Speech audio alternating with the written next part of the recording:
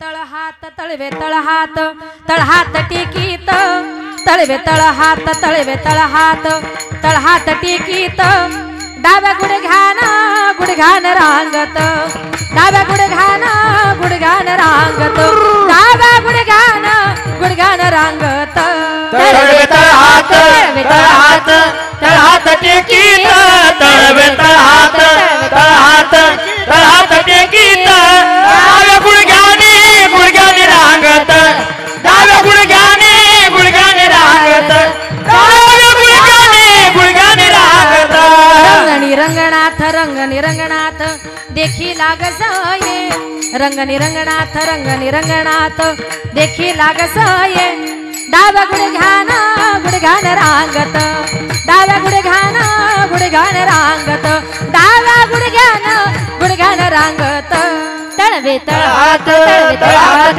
तळहात टेकीत तळवे तळहात तळहात तळहात टेकीत डाव्या गुडघ्याने रांगत डाव्या गुडघ्याने रांगत डाव्या गुडघ्याने रांगत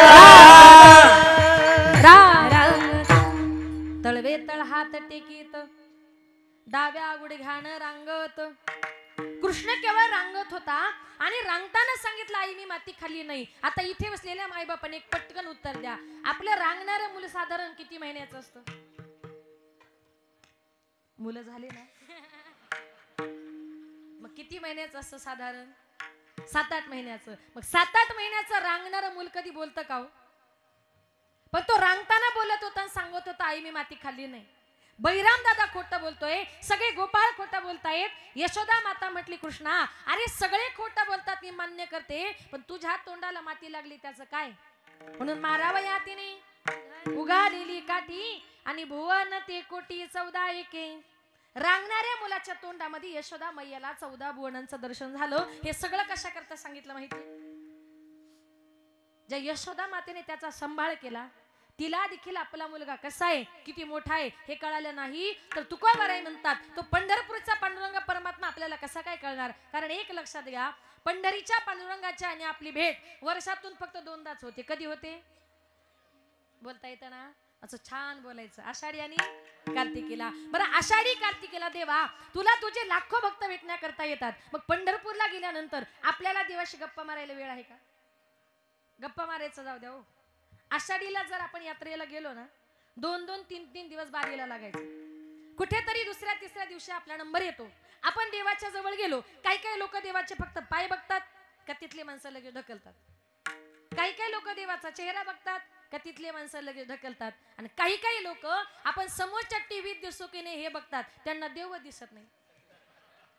म्हणजे मंदिरात गेल्यानंतर साधं त्याचं दर्शन घ्यायला वेळ नाही तर त्याच्याशी गप्पा मारायला वेळ कुठून असणार हो? मग तो भगवंत आपल्याला कळणार कसा काय? मग त्याला कळून घ्यायचंय ना, त्याच्याकरता मनामध्ये शुद्ध भाव महत्वाचा आहे. देव नेमका कुठे राहतो? न काष्टविद्या तो देव न पाषाणेच मृन्मये भावी ही विद्या तो देव तस्मात् भाव ही कारणम. देवाकरता महत्वाचा आहे तो शुद्ध भाव. संत महात्मे म्हणतात शुद्ध भावाने आम्ही त्याला शरण गेलो आणि रात्रंदिवस त्याचं नामचिंतन करणं पडिले वळण इंद्रिया सकळ. नवे संत महात्मे म्हणतात तो आमचा स्वभावच बनलाय. बघा जन्माला आल्यानंतर प्रत्येक माणसाचा एक स्वभाव असतो आणि त्या स्वभावाला कितीही जरी बदलण्याचा प्रयत्न केला माणसाचा मूळ स्वभाव कधी बदलत नाही. अगदीच आपल्या गावठी भाषेमध्ये सांगायला जर गेलो काही लोक सहज म्हणतात शेवटी कुत्र्याची शेपटी वाकडी ती का तुमच्याकडे सरळ असते? असं काही नाही ना. काथा जळतो वळ जळत नाही. थोडक्यात काय माणूस मरतो पण त्याचा स्वभाव कधी चेंज होत नाही. त्याच्याबद्दल एक उदाहरण सांगते ऐका. एका गावात एक बाई रस्त्यानं चालली होती आणि ती आवाज येत होती सुया घे बिबगे दामन घे पोत घे. मी नाही बरं ती बाई. तुम्हाला वाटायचं बरी आली मुंबईवरून. ती बाई रस्त्यानं चालली होती सुया घे बिबगे दामन घे पोत घे पोराला काळ मणी घे केसावर फुगे. जमलं का ग? करू का मग? असो. तेवढ्यात तिथल्या राज्यातल्या राजानं ऐकला अरे आवाज फार गोड येतोय. रस्त्यानं चाललंय तरी कोण? म्हणून राजाने खिडकीतून डोकावून बघितलं तर राजाला असं दिसलं रस्त्यानं जी चालली ती तरुण तडफदार ब्युटिफुल अशी मुलगी आहे. आज तिला तिच्या परिस्थितीमुळे गावोगावी हे सुया कंगवे फुगे हे सगळं घेऊन फिरावं लागतंय. पण हिच्यासारखी सुंदर मुलगी परत या राज्यामध्ये बघायला मिळणार नाही. म्हणून राजाने विचार केला लग्न करील तर हिच्याशी. कुणाशी महिला मंडळ लक्ष आहे ना तुमचं? कुणाशी? त्या सुईवालनीशी. या असंच म्हणायचं, दुसरं काही म्हणायचं नाही. तिथे काय व राजा बोलले दल आले. राजा तसाच तिथून निघाला. तिला रस्त्यात आडवा झाला आणि तिला म्हटलं काय ग लग्न करतेस का माझ्याशी? तुम्ही बसून घेता का एकदा? विठाल विठाल विठाल विठाल विठाल हे विठाल विठाल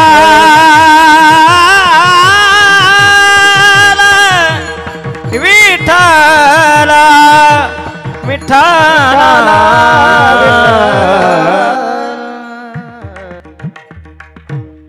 ते कसं आहे माझं सोडून सगळे तुमच्याकडेच बघायला लागले म्हणून कुठपर्यंत आलो होतो का जाऊ घरी? आता मी पण विसरले नको ना. बर राजाने सांगितलं लग्न करतेस का माझ्याशी? तिने सांगितलं राजा तुला लग्न करायचंय मला का विचारतो? जरा माझ्या बापाला जाऊन विचार.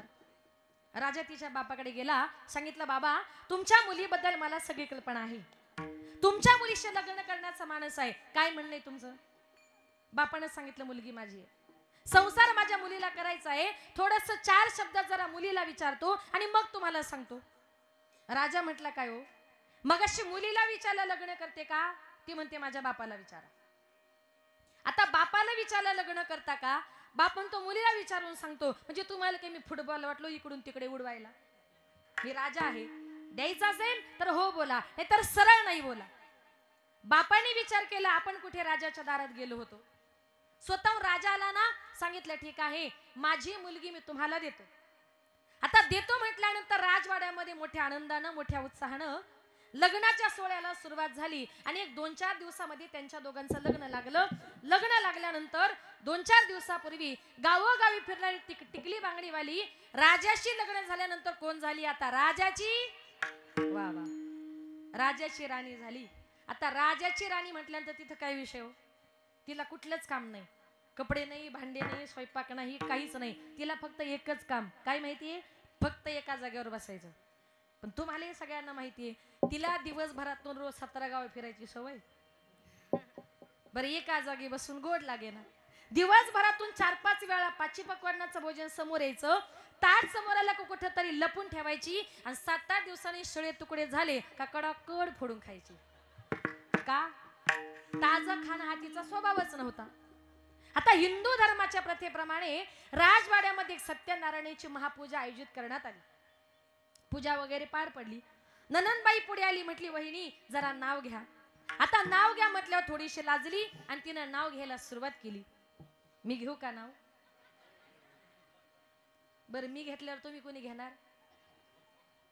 तुम्ही मावशी नाव घेणार का? नाही ना. बरं मी घेते तुम्ही लक्षात ठेवा. एखाद्या लग्नात तुम्हाला एका मीन फार चांगला नाव आहे का? बाई कशा कांटाव करून बसल्या घ्यायचंय का? बरं नक्की घ्या. ऐका तिच्या नवऱ्याचं नाव होतं हरिश्चंद्र राजा. तिने नाव घ्यायला सुरुवात केली. पांढऱ्या पांढऱ्या दुधाची मौमौ साय पांढऱ्या पांढऱ्या दुधाची मौमौ साय हरिश्चंद्र राजाची बायको नाव घेते भाकर वाडग माय. राजाची राणी जरी झाली पण तिचा भाकरी मागायचा स्वभाव गेला का? आधी होती दासी हो आधी होती दासी पट्टराणी केली तिसी. तिचे हिंडणे राहीना मूळ स्वभाव जाईना. तिचे हिंडणे राहीना मूळ स्वभाव जाईना. तिचे हिंडणे राहीना मूळ स्वभाव जाईना. तिचे हिंडणे राहीना मूळ स्वभाव जाईना. आधी होती दासी पट्टराणी केली तिसी. आधी होती दासी पट्टराणी केली तिसी. तिचे हिंडणे राहीना मूळ स्वभाव जाईना. तिचे हिंडणे राहीना मूळ स्वभाव जाईना. तिचे हिंडणे राहीना मूळ स्वभाव जाईना. हिंडणे राहीना मूळ स्वभाव जाईना. आधी होता वाघ्या दैवयोगे झाला पाग्या. आधी होता वाघ्या दैव योगे झाला पाग्या त्याचा येळकोट राहीना मूळ स्वभाव जाईना त्याचा येळकोट राहीना मूळ स्वभाव जाईना त्याचा येळकोट राहीना मूळ स्वभाव जाईना त्याचा येळकोट राहीना स्वभाव जाईना मूळ स्वभाव जाईना माझ्या नाथ बाबांचं मूळ स्वभाव नावाचं प्रकरण आहे. तुमचंही बरोबरच होतं महाराज, सॉरी बर का, पण मला माझंच म्हणायचं होतं. तो माझा स्वभाव आहे. आधी होती दासी पट्टराणी केली तिसी तिचे हिंडणे राहीना मूळ स्वभाव जाईना. आधी होता वाघ्या, इथं कोणी वाघ्या वाघ आहे वाघ्या दैव योगे झाला पाग्या त्याचा येळकोट राहीना मूळ स्वभाव जाईना. संत महात्मे म्हणतात अखंड रात्रंदिवस त्या देवाचं नामचिंतन करणं. वाघ आहे पण वाघ मध्ये आहेत का? उद्या आहे का? नाही. एका गावात एक माणूस खूप राज्य करायचा. आता तुमच्या नावावरून आठवलं म्हणून सांगते. त्याचं आडनाव होतं वाघ. वाघ या महाराजांसारखं इतकं गावावर राज्य करायचा, सगळ्या गावाला घाबरायचा, पण घरी गेलं की बायको समोर असा मांजरी सारखा बसायचा. आता गावातल्या लोकांना माहिती होतं सगळ्या गावावर राज्य करायचा. गावातले लोक त्या वाघाला कंटाळले आणि पोलीस स्टेशनला कंप्लेंट दिली. सांगितलं काय हो, आडनाव वाघ लावता आणि सगळ्या गावाला घाबरवता आणि घरी गेल्यावर बायकोला का घाबरता? त्यानं सांगितलं कसं आहे ना साहेब, मी जरी वाघ असलो ना तरी बायकोच्या माहेरच्या लोकांचा आडनाव वाघ मारे, कधी मारतील त्याची गॅरंटी. संत महात्मे म्हणतात रात्रंदिवस देवाचं नामचिंतन करणं. एवढा मोठा देव आहे जो अर्जुन 24 तास देवाच्या संगतीमध्ये राहत होता. त्याला देखील भगवान परमात्मा कसा आहे किती मोठा हे कळालं नाही. कारण एक दिवस अर्जुनाला भगवंताच्या विश्वरूपाचे डोहाळे लागले होते. अर्जुन भगवंतांना सारखा आडपडद्यानं बोलू लागले, परंतु माझ्या देवाला माझा भक्त काय सांगतोय सांगायची गरज नाही. इथे बसलेल्या प्रत्येकाला सांगेल, आपण मंदिरात गेल्यानंतर कोण म्हणतं देवा मला बंगला दे, कोण म्हणतं देवा मला गाडी दे, कोण म्हणतं देवा मला भरपूर पैसा मिळू दे. काही काही बायका तर म्हणतात देवा माझी सासू लवकर मरू दे. असं अजिबात देवाकडे काही मागायचं नाही. आपण मंदिरामध्ये गेलो आणि देवाने आपला चेहरा बघितला की देवाला लगेच समजते याला काय पाहिजे. न सांगता तुम्हा कळो येते अंतर विश्वी विश्वांभर विश्वी विश्वांभर परिहाराची न लगे परी हे अनावर. न सांगता तुम्हा कळो येते अंतर कळो येते अंतर विश्वी विश्वंभर विश्वी विश्वंभर परिहाराची न लगे. न सांगताही भक्ताच्या मनातला जाणणारा तो मनकवड्या. त्याला समजलं अर्जुनाला मला बघायचंय.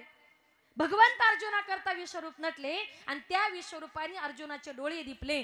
अर्जुन भगवंताकडे न पाहता गुडघ्या डोके घालून बसला आणि ही अडचण देवाच्या लक्षात आली.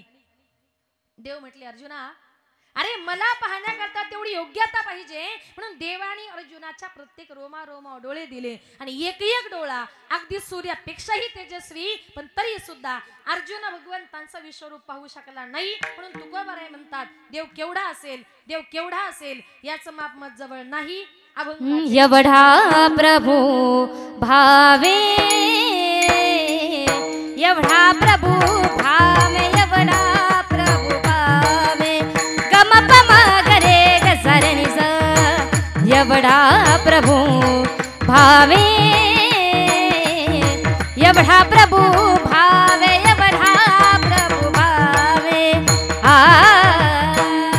एवढा प्रभू भावे एवढा प्रभू भावे एवढा प्रभू भावे भावे एवढा प्रभू भावे एवढा प्रभू एवढा प्रभू भावे एवढा प्रभू भावे एवढा प्रभू भावे गरे गरे सनिसा एवढा प्रभू भावे एवढा प्रभू भावे एवढा प्रभू भावे आ एवढा प्रभू भावे हा, प्रभू भावे एवढा प्रभू भावे एवढा प्रभू भावे एवढा प्रभू भावे एवढा प्रभू भावे तेनेचा पुष्टी रहावे तेनेचा पुष्टी रहावे रहावे रहावे होय भक्ती केला तैसा होय भक्ती केला तैसा सारे गम पम गम गणेसा होय भक्ती केला तैसा होय भक्ती केला तैसा तेने संपुष्टी राहावे तेने संपुष्टी राहावे रहावे राहावे होय भक्ती केला तैसा होय भक्ती केला तैसा गम पम गरे गजरे सा होय भक्ती होय भक्ती केला तैसा एवढा प्रभू भावे तेने संपुष्टी रहावे तेने संपुष्टी रहावे तेने संपुष्टी रहावे एवढा प्रभू भावे तेने संपुष्टी राहावे तेने संपुष्टी राहावे तेने संपुष्टी राहावे वा. एवढा प्रभू भावे तेने संपुष्टी राहावे. तुकोबाराई म्हणतात एवढा मोठा देव आहे पण कुठे राहतो. संत जनाबाई म्हणते माझ्या भक्ती करता एवढा मोठा देव आहे पण जनाबाईच्या भक्ती करता अगदी लहान झाला. जनाबाई जर जात्यावर दळण दळायला बसली ना देवही यायचा आणि जनाबाईला जात्यावर दळण दळू लागायचा. एक दिवस जनाबाई म्हटली का रे देवा रोज मला तू दळण दळू लागण्याकरता येतो देवा आज दळण दळताना माझी एक अट आहे. देव म्हटला काय गजनी. जनाबाई म्हटली देवा आज दळण दळता दळता मी पुढे म्हणतील तू माझ्या पाठीमागं म्हणायचं. म्हटले ठीक आहे. जनाबाई आणि देव दोघ जण जात्यावर दळण दळायला बसले. जनाबाईनं ओवी गायला सुरुवात केली. पांडुरंग माझा पिता ग पांडुरंग माझा पिता. देवानं पाठीमागं म्हणावं पांडुरंग माझा पिता ग पांडुरंग माझा पिता. जनाबाईनं म्हणावं पुंडलिक माझा बंधू ग पुंडलिक माझा बंधू. देवाने म्हणावं पुंडलिक माझा बंधू ग पुंडलिक माझा बंधू. जनाबाईनं म्हणावं रखुमाबाई माझी माता ग रखुमाबाई माझी माता. आणि देवाने म्हणावं रखुमाबाई माझी माता ग रखुमाबा. अरे देवा तुला काही वेळ लागला का.